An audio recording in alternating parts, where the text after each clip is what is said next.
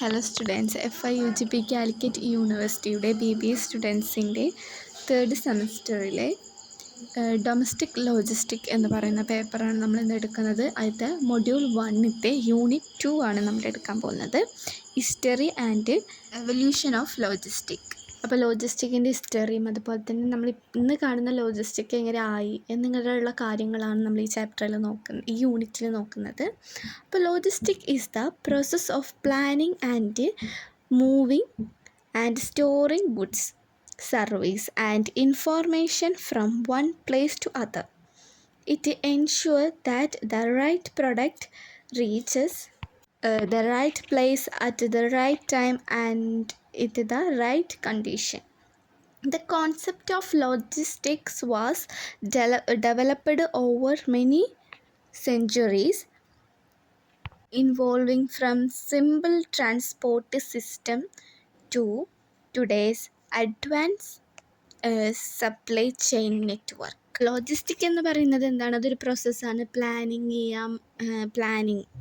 ചെയ്യാണ് എന്തൊക്കെ goods, service, ഇതിൻ്റെ മൂവ്മെൻറ്റൊക്കെ ഒരു പ്ലേസിൽ നിന്ന് മറ്റൊരു പ്ലേസിലേക്ക് ഇങ്ങനെ മൂവ് ചെയ്യണം എന്നിങ്ങനെ കാര്യങ്ങളൊക്കെ ചെയ്യുന്നതാണ് ലോജിസ്റ്റിക് എന്ന് നമ്മൾ പറഞ്ഞിട്ടുണ്ടായിരുന്നു.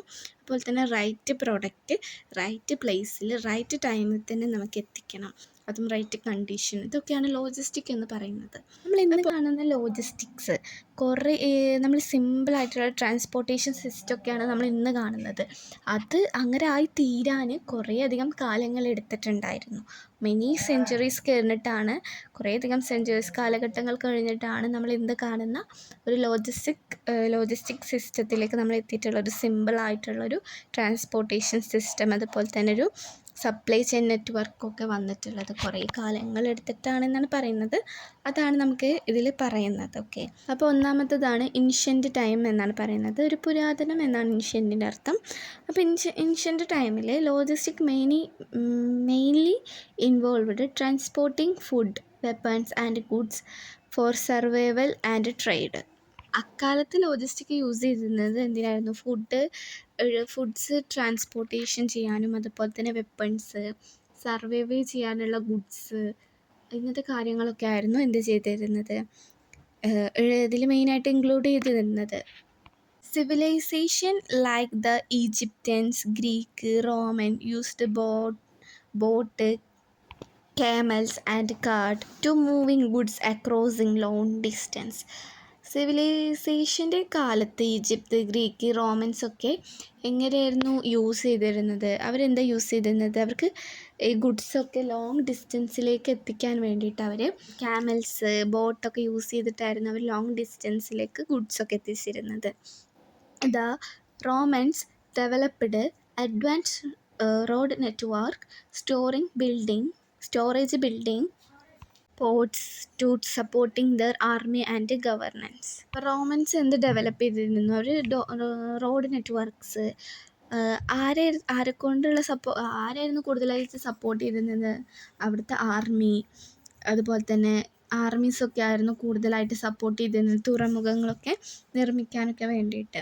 അതുപോലെ തന്നെ ഇങ്ങനെയുള്ള കാര്യങ്ങളൊക്കെ എന്തിനാണ്? പ്ലാൻഡ് ട്രാൻസ്പോർട്ടേഷൻ സിസ്റ്റത്തിനും അതുപോലെ തന്നെ ഇൻവെൻറ്ററി സ്റ്റോറേജിനൊക്കെ നമ്മൾ ഇന്ന് കാണുന്ന ഒരു ലോജിസ്റ്റിക് ആക്കാൻ സഹായിച്ചിട്ടുണ്ട് എന്നാണ് ഇവിടെ പറയുന്നത്. അടുത്തതാണ് മിഡീവൽ പീരിയഡ് എന്നാണ് പറയുന്നത്. മിഡീവൽ പീരിയഡ് എന്ന് പറയുമ്പോൾ ഒരു മധ്യകാല കാലഘട്ടം എന്നാണ് പറയുന്നത്. During the middle age logistic was mostly using four military and religions purpose. അപ്പോൾ മിഡിൽ ഏജ്, ഒരു മധ്യകാലഘട്ടത്തിൽ ലോജിസ്റ്റിക് നമ്മൾ കൂടുതലായിട്ട് ലോജിസ്റ്റിക് യൂസ് ചെയ്തിരുന്നത് മിലിറ്ററീസും അതുപോലെ തന്നെ ഒരു റിലീജിയൻസൊക്കെ ആയിരുന്നു, ഒരു പ്രദേശത്തൊക്കെ ആയിരുന്നു ഇത് കൂടുതലായിട്ട് യൂസ് ചെയ്തിട്ടുണ്ടായിരുന്നത്.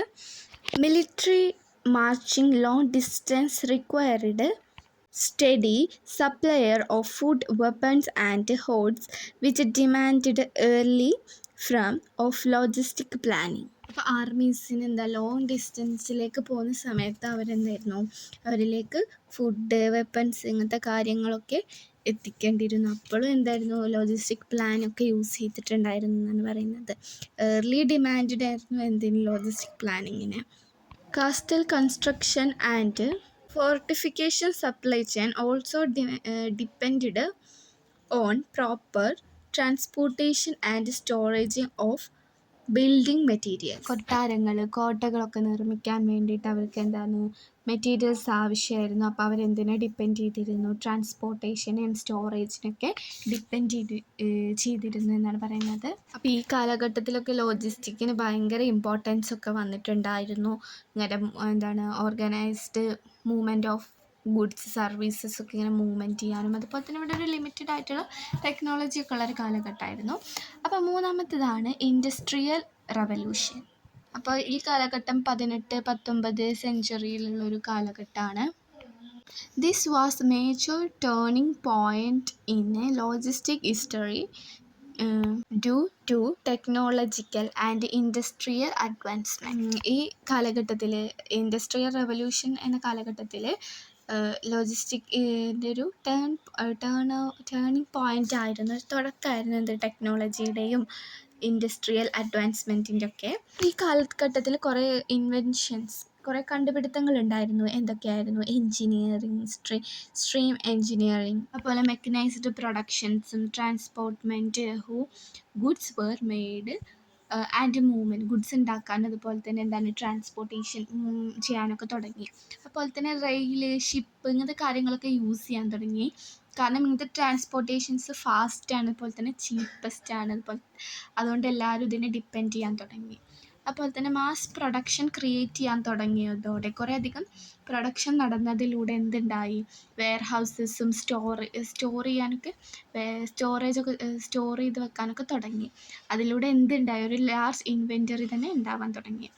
അപ്പോൾ ഈ കാലഘട്ടത്തിൽ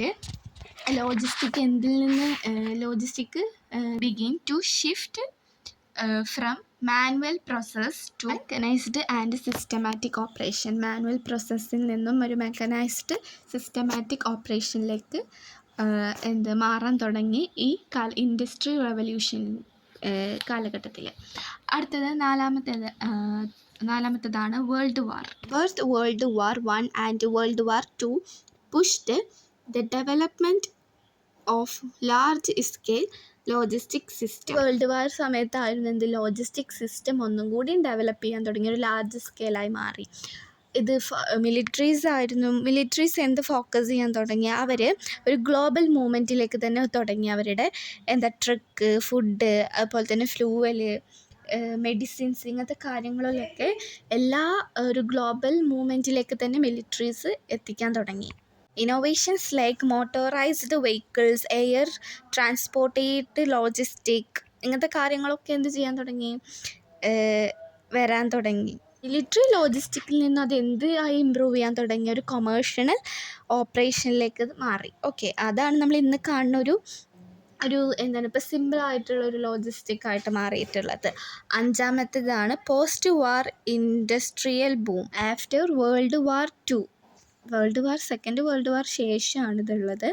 അപ്പോഴേക്കും എല്ലാവരും എക്കണോമിക്കലി ഗ്ലോബൽ ട്രേഡ് തുടങ്ങിയിട്ടുണ്ടായിരുന്നു.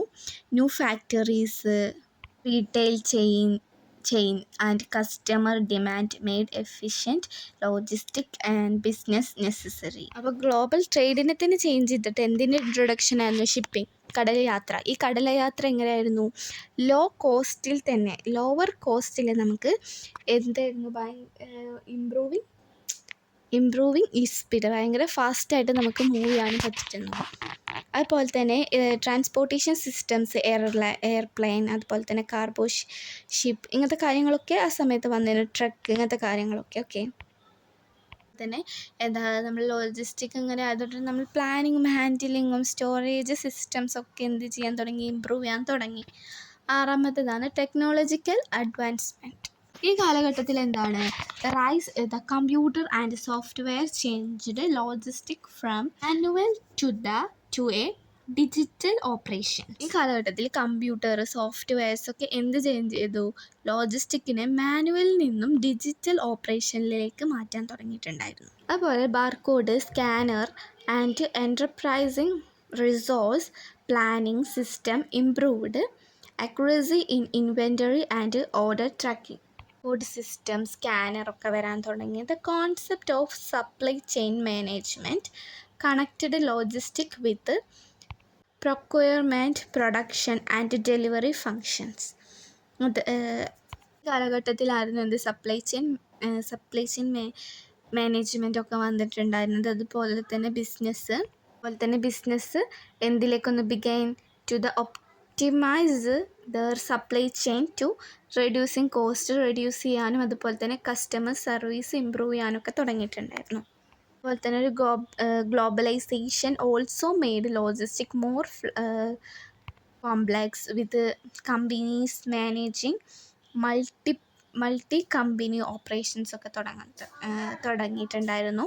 7ാമത്തേതാണ് e commerce and digital age. അപ്പോൾ ഈ കാലഘട്ടത്തിൽ ഓൺലൈൻ ഷോപ്പിംഗ് ഒക്കെ ഇൻക്രീസ് ചെയ്യാൻ തുടങ്ങിയിട്ടുണ്ടായിരുന്നു. ആമസോൺ, ഫ്ലിപ്കാർട്ട് ഇങ്ങനത്തെ പ്ലാറ്റ്ഫോമൊക്കെ ഇൻക്രീസ് ചെയ്യാൻ തുടങ്ങിയിട്ടുണ്ടായിരുന്നു.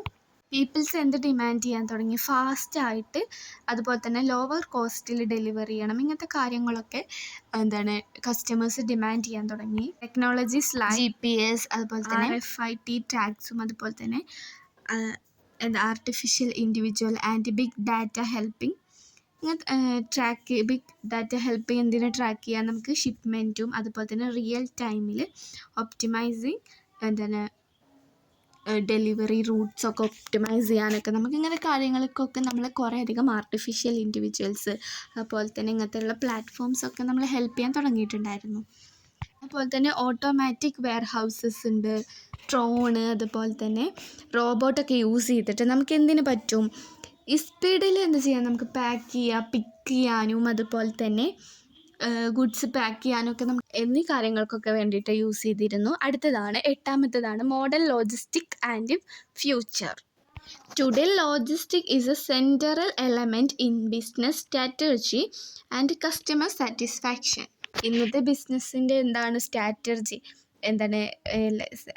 മെയിനായിട്ടുള്ള എലമെൻറ്റ് എന്ന് പറയുന്നത് കസ്റ്റമർ സാറ്റിസ്ഫാക്ഷൻ എന്നുള്ളതാണ്. ഓക്കെ, അതുപോലെ തന്നെ മിനിമം കോസ്റ്റിൽ ഫാസ്റ്റായിട്ട് എക്കോ ഫ്രണ്ട്ലി ആയിട്ട് ഗുഡ്സൊക്കെ ഡെലിവറി ചെയ്യുക. അതുപോലെ തന്നെ ഫ്യൂച്ചർ ട്രെൻഡിങ്ങിൽ എന്തൊക്കെയാണ് ഇൻക്ലൂഡ് ചെയ്യുന്നത്, ഡ്രൈവർലെസ് വെഹിക്കിൾസും ഡ്രോൺ ഡെലിവറീസും blockchain for secure tracking and predictive analytically using AI. ഇതൊക്കെയാണ് നമ്മളിനി ഫ്യൂച്ചറിൽ കാണാൻ പോകുന്ന ട്രെൻഡ്. ഡ്രൈവർ ഇല്ലാത്ത വെഹിക്കിൾസ്, ഡ്രോൺ ഡെലിവറി ചെയ്യുക, ഇങ്ങനത്തെ കാര്യങ്ങൾ, അതുപോലെ തന്നെ AI ഓരോന്ന് പ്രെഡിക്റ്റ് ചെയ്യുക. ഇതൊക്കെയാണ് ഇനി ഫ്യൂച്ചറിലേക്കുള്ളത് എന്നാണ് പറയുന്നത്. Logistic also playing critical role in emergency response, health care and disaster relief operations, ഇങ്ങനത്തൊക്കെയാണ് ഇതിലുള്ളത്. അപ്പോൾ ഇത്രയേ ഉള്ളൂ നമുക്ക് 2ാമത്തെ യൂണിറ്റിലുള്ളത്. അപ്പോൾ ഓക്കെ.